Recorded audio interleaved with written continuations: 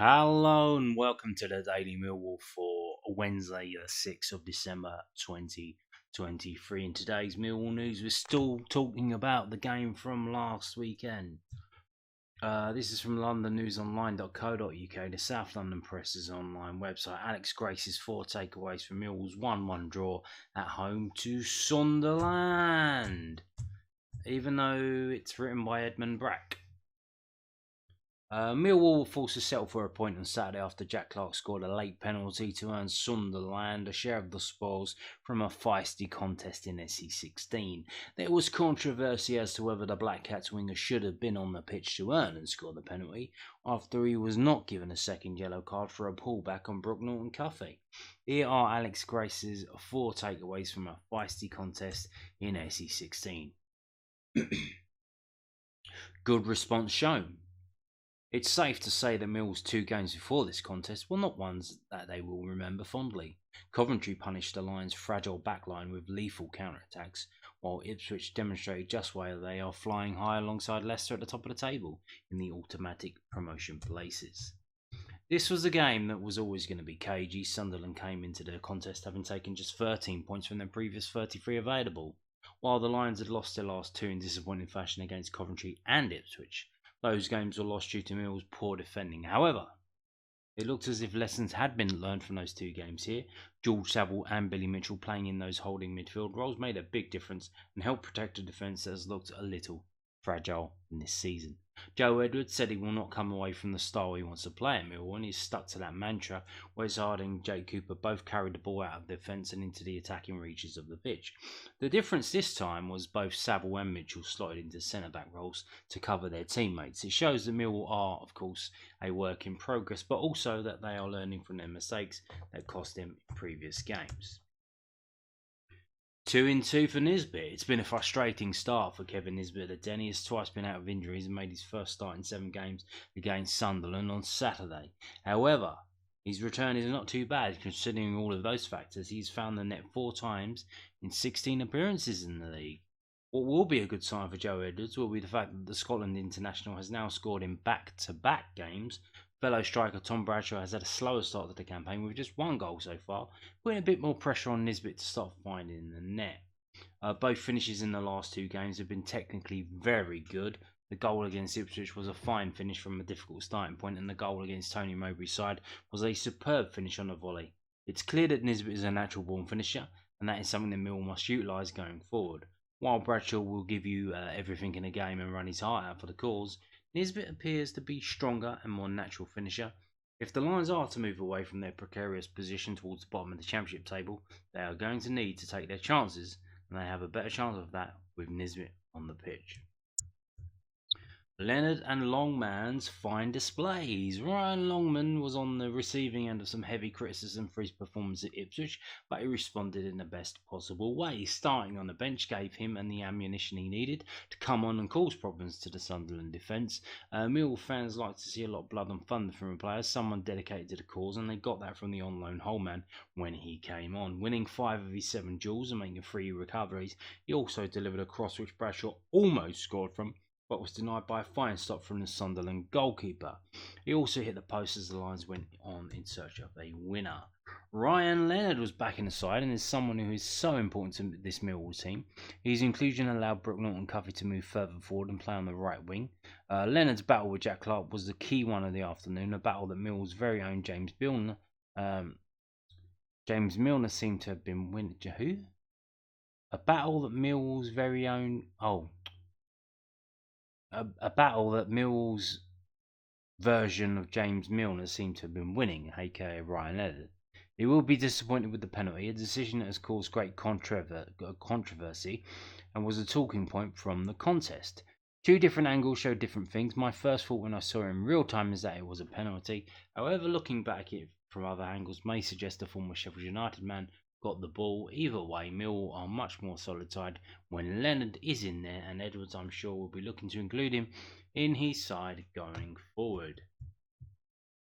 More problems building. Millwall do not have the biggest squad as we know, and injuries and suspensions are mounting. The likes of Matija Sarkic, Sean Hutchinson, and Duncan Wanmer have all made comebacks over the last week, but Casper De Noor will not play again this side of Christmas. George Saville and Jay Cooper will both miss the trip to Cardiff on Saturday, as both picked up their 5th bookings of the season, meaning they suffer an automatic 1-game suspension, and Joe Bryan, of course, is still injured. While there is cover for those players, with Captain Hutchinson likely to replace his deputy Cooper in central defence and Alan Campbell likely to come into the midfield, it will leave the Lions short on the bench. We could once again see some of the younger players included in the matchday squad in Wales. We are now heading into the most hectic part of the season. The Lions will play 7 games in December, 4 games in 6 days from the 23rd to the 29th. The Millwall head coach will be hoping that he has as big a squad to choose from as possible over that period. January is, of course, just around the corner, and I'm sure some reinforcements will be wanted to bolster a squad that does look rather thin on the ground in certain positions. So there you go. There's Alex Grace's 4 takeaways from the game last weekend. And carrying on that theme, that last week's game. I did get the ball. Millwall's Ryan Leonard gives his verdict on Sunderland penalty incident. Many fans believe the 31-year-old was hard done by after referee James Linnington pointed at the spot in Saturday's 1-1 draw. Ryan Leonard insists he won the ball in the Sunderland penalty incident, but can understand why the referee thought otherwise. The 31-year-old was judged to have fouled Jack Clark in the box in the closing stages of Saturday's 1-1 draw with the Black Cats. Clark dispatched a spot kick to get the away side back on terms at the Den, but replay suggested Leonard actually won the ball in his sliding tackle. The former Southend United midfielder is certainly of the opinion that he did. He told the News Den, "I did get the ball. I didn't get a massive touch on it, but I definitely got the ball. I said to the referee, but I think it was a case of the ball didn't change direction. Heat of the moment, the referee's given the penalty. It was frustrating because it was kind of the only time in the game when he managed to get past me. I definitely got the ball. Some games you get them, some games you don't. It's just disappointing in that situation. It's one of those where I was frustrated with the decision, but it's something where if it was the other side of the pitch, you'll think, is it? Isn't it? The way the game is going now, the pace of it is so quick and the referees have it hard enough as it is, and to make a decision on the split second, it's not easy. But it is what it is, and I'm a big believer in the case of over the season it evens itself out. Leonard also revealed he would be in favour of VAR. Oh no! If it helped deal with these types of situations, but admits opinions among footballers is probably split over the issue given the added layer of controversy that the technology has brought. He said, it would be nice, of course. I think if you went down to League 1 and League 2, I think they'll be saying the same. For me, it's a good addition to the Premier League and world football, but obviously I can understand the organisational side to it, and getting the officials to do all the games is obviously not easy, so I can see why it hasn't filtered down to the lower leagues yet. I'm hoping in years to come it will start to filter down, but yeah, it would be nice as you won't get done on little tackles where you think you won the ball. Some players would probably be right into it and some wouldn't. I think if you were to split it, I would think it would be quite even. So there you go. Now, moving on to some funny business. Now, yesterday, if you watched yesterday's video, in that video, I told you about 10 London teams have been drawn at home in the FA Cup, and what that might mean for games being moved around. Certainly 100% our game will be moved around, and they will do things probably early morning to stop away fans from coming. Well, guess what? This popped up. This is the Instagram page of a group called Fosse. Is it Fosse or Fosse? Fosse. I'll call him Fosse. Fosse Supporters Travel. Fosse Supporters Travel. This is an independent company group. I don't know who. They run coaches to Leicester City's away games. As it says there, by Foxes fans, for Foxes fans. They have said that they will regrettably not be running a coach to Millwall because it's too dangerous. Yes. Not because they might get stabbed because of London knife crime. No, because particularly going to Millwall games, is very dangerous.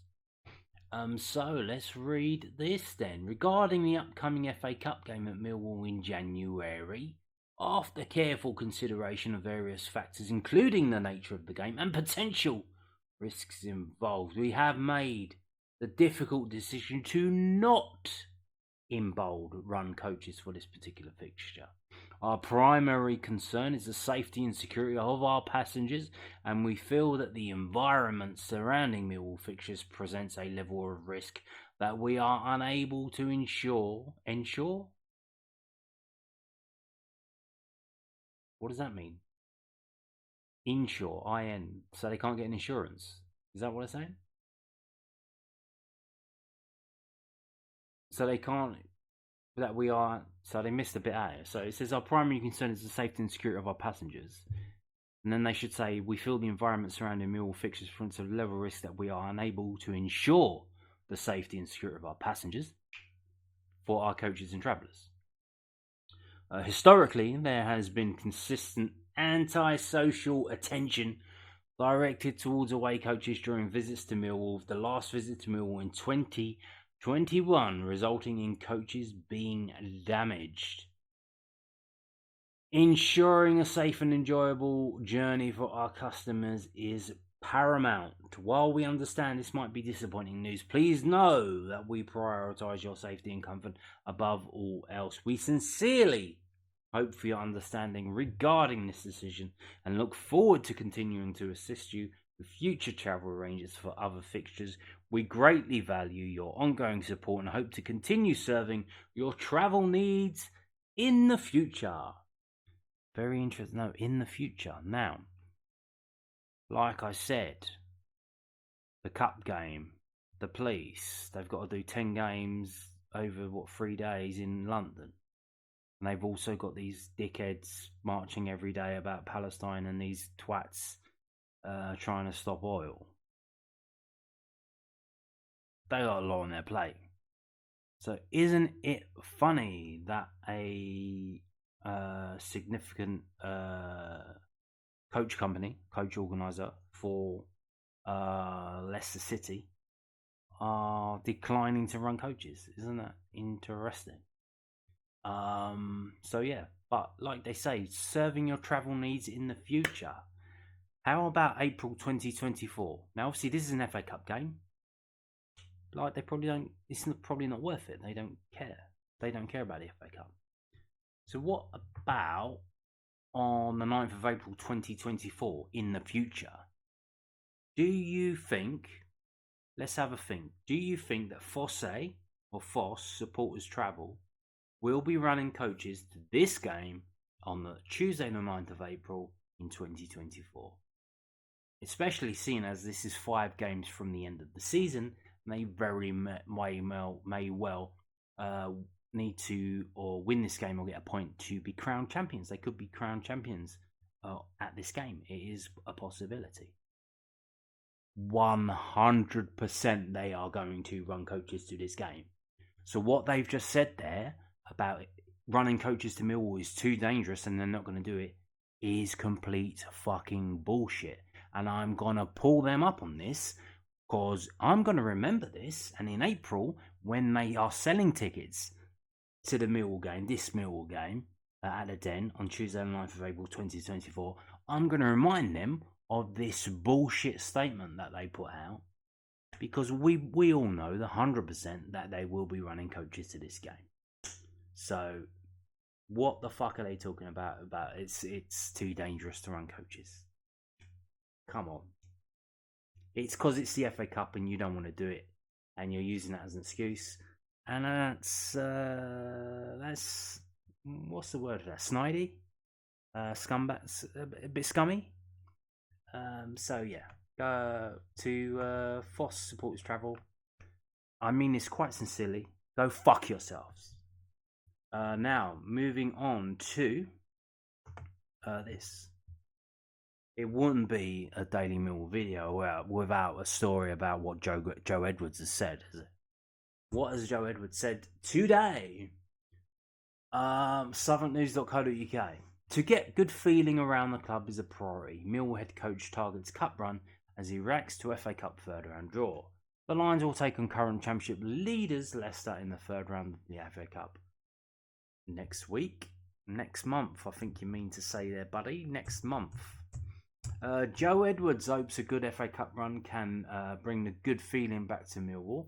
The Lions have been drawn to play fellow Championship side Leicester City in the third round of the famous Hold Cup competition at the Den. If Millwall are to make it to the fourth round for the first time in 3 years, they will have to get past the side who currently top their division and who play away from home next week. Who they play away from home next week on Wednesday, December the 13th.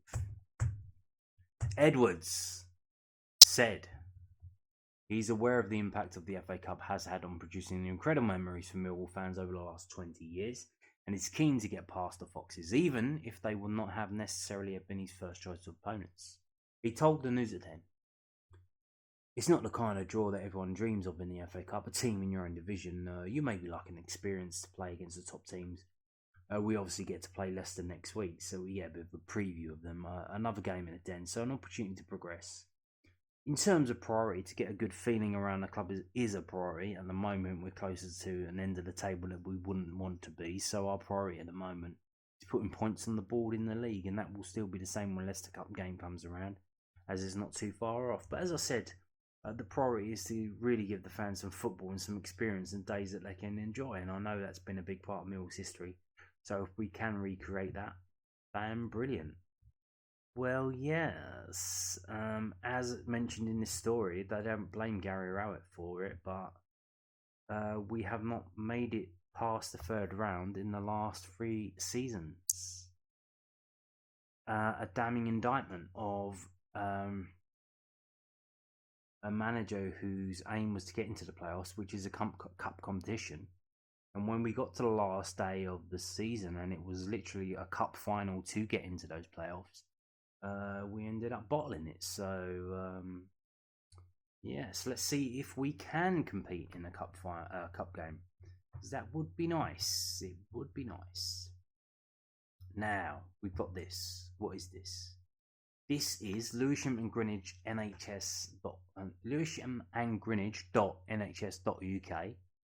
It's the Lewisham and Greenwich NHS Trust website.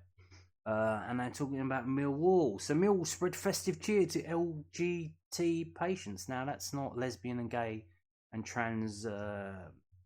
That's Lewisham and Greenwich Trust patients. So a bit of confusion there. Maybe you should spell it out and not abbreviate it. This is a bit weird. Millwall Football Club players visited University Hospital Lewisham yesterday, Tuesday the 5th of December, to deliver Christmas cheer and gifts to sick babies, children and patients undergoing cancer treatment. Players and club staff brought sacks of presents for an afternoon playing Santa.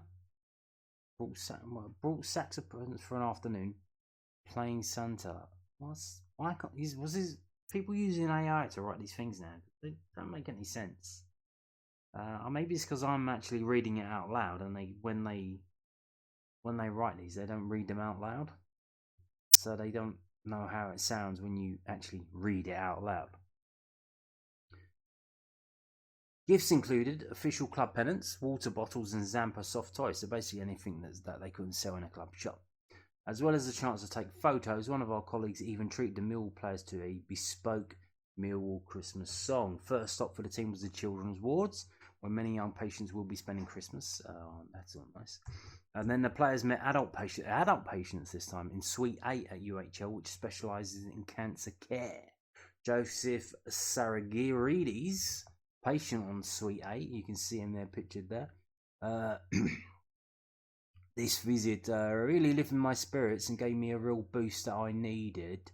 I was feeling down and was about to call the Macmillan support line, but the players walked in and picked me up. Thank you, Millwall. So there you go.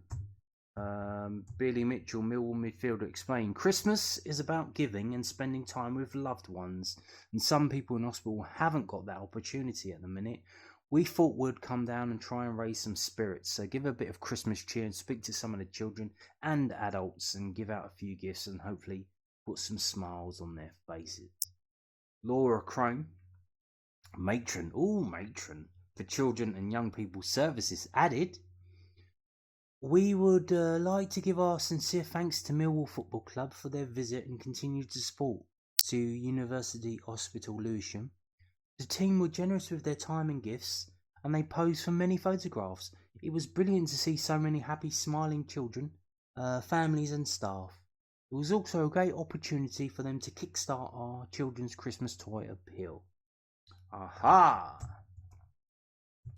With Christmas just around the corner, you can also bring you can also bring a smile to the faces throughout the Lewisham Greenwich Trust wards by donating to the Christmas toy appeal. The Trust charity is inviting local communities to give a gift to our young patients at University Hospital Lewisham and Queen Elizabeth Hospital.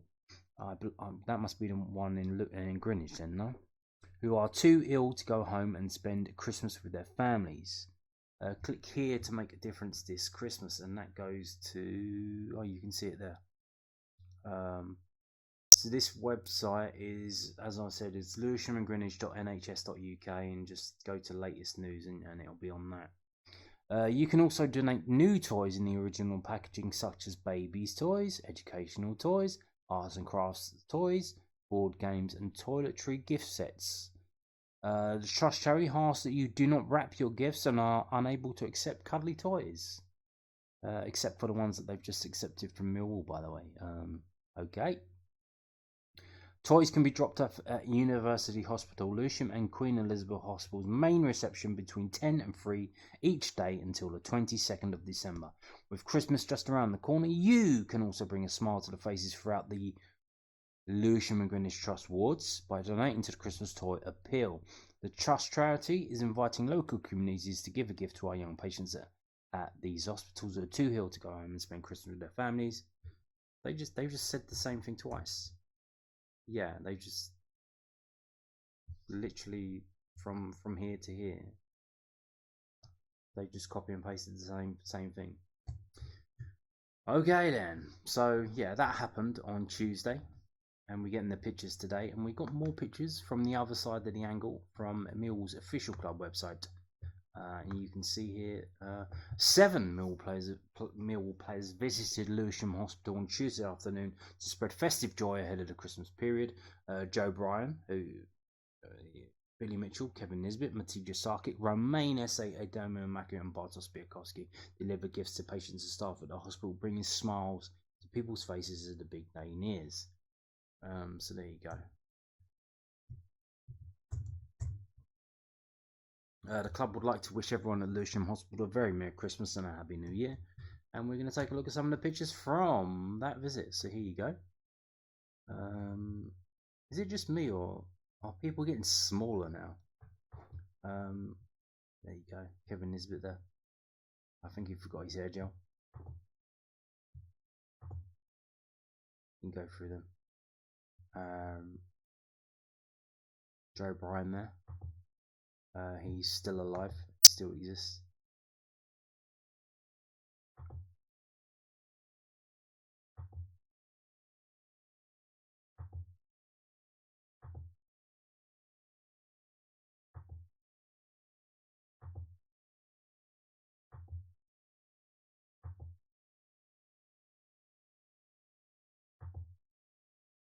There you go, having some fun. Don't drop her, Bart. Don't. The 2 goalkeepers holding her. Interesting. So yeah, that happened on Tuesday. Yeah, there you go. Now, moving on to this, the club announced Rhys Bangora Williams signs a new Millwall contract. He is a youngster. I think at the end of last season, beginning of this season, was on trial. He was playing for Tooting and Mitcham, I think, and then he came into trial for under 21s, and they signed him up to little fanfare. Now they're mentioning, oh hey, we've given him a new contract. So interesting that They didn't really highlight it when they brought him in from Toon. They actually mentioned it here. So they didn't actually mention it.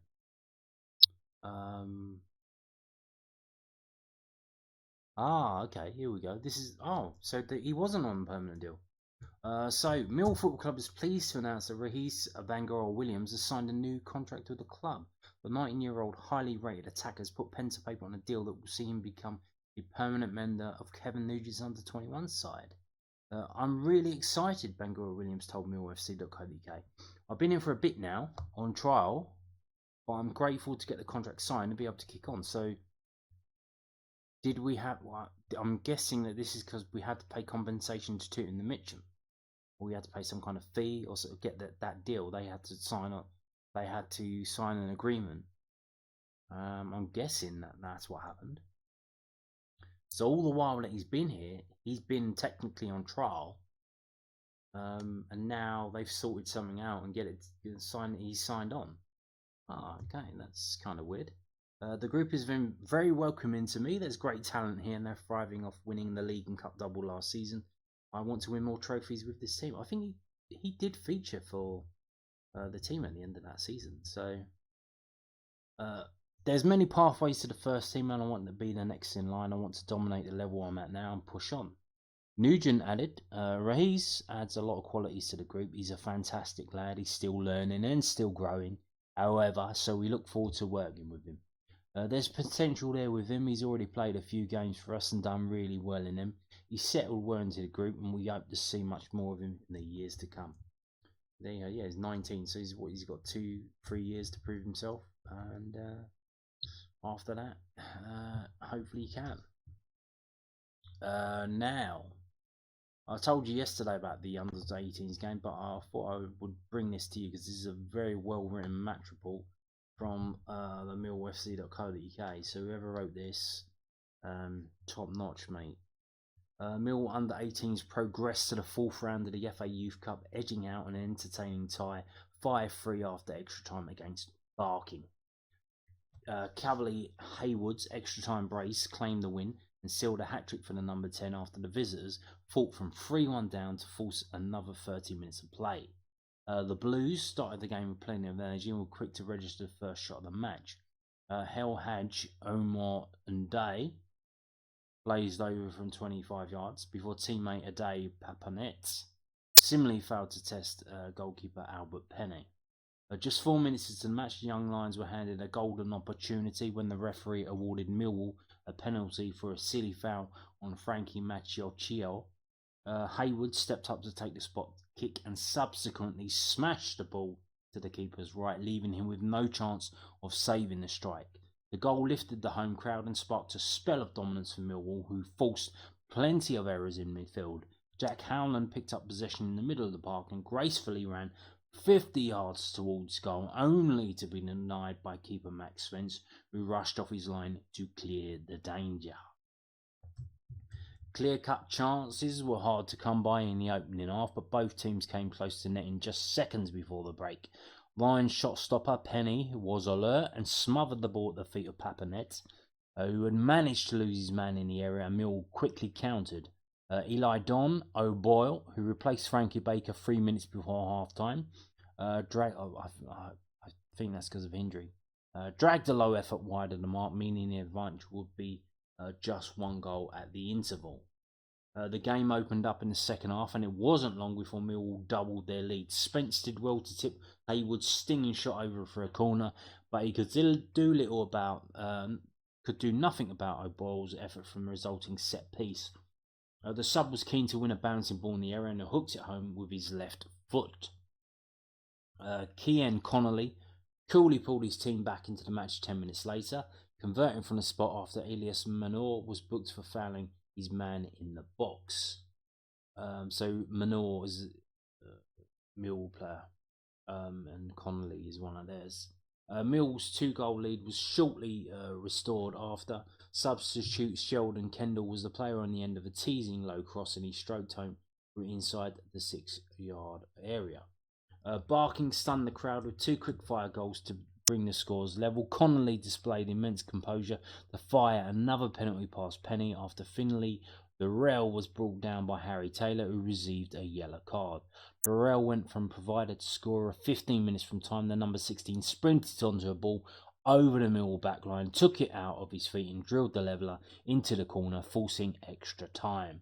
The Lions claimed control of the match 2 minutes after the action resumed. Kendall was tenacious down the right channel and his looping delivery was nodded home by Hayward, with the goal beckoning. The early goal calmed the home team, who went on to control extra time, creating many chances in the process. Cavalli Hayward could have wrapped up his hat-trick sooner, but he got the job done 5 minutes before the full-time whistle. O'Boyle floated the ball into the forward, who wriggled free in the box and side-footed a gorgeous volley into the roof of the net, confirming his team's progression to the fourth round of the competition. Boom! So there you go. That was a crowd of 570, as I said yesterday. Penny, Mansour, Ologbodi, Massey, Taylor, Stevenson, Howland, Gio, Baker, Hayward, Whitby. And the subs were Whiteman, Vieira, O'Boyle and Kendall. Unused subs were Kirby, Preswosny and Smith. And there you go, Hayward with a hat-trick, O'Boyle and Kendall scored as well. So there you go. Into the next round, which will be drawn in a couple of weeks. Now, we are moving... we're going to end the video with this. If you didn't know, now you know. Neil Harris has got another job. He was at Gillingham and they decided to get rid of him. Not for any reason other than I think they didn't like the boring football. But he's got another job at Cambridge United. So this is from bbc.co.uk. Cambridge United appoint former Millwall and Cardiff boss as new head coach. So here we go. He's a head coach now. Not a manager, he's a head coach. Everyone's doing that now, aren't they? Neil Harris has been appointed Cambridge United's new head coach on an 18-month contract. Harris was sacked by League Two's Gillingham in October as the club wanted to go in a different direction, and that direction was towards the bottom of the table. The 46-year-old's first game in charge will be the league match against Charlton Athletic on Saturday. He succeeds Mark Bonner, who was sacked last month after almost 4 years in charge. Harris said, "I'm super excited and really pleased to be here. It's a brilliant project in motion here," Harris said. "I just want to come and add some value to that."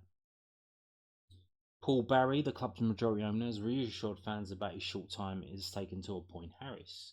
He said, "Well, this has been a quick but also a thorough process. Over the last week, we've spoken to several different candidates, and we're appointing Neil after 3 separate interviews held over many hours. The new coach will conduct his first new conference on Thursday." Harris has previously managed Cardiff City and Millwall, pursuing management after an illustrious playing career, which included becoming Millwall's all-time leading goal scorer. Harris scored 138 goals in 431 appearances for the Lions. Boom. So there you go. All the best, Neil. If you've got any decent players, send them our way. Thank you very much. And on that note, thank you for watching, and goodbye.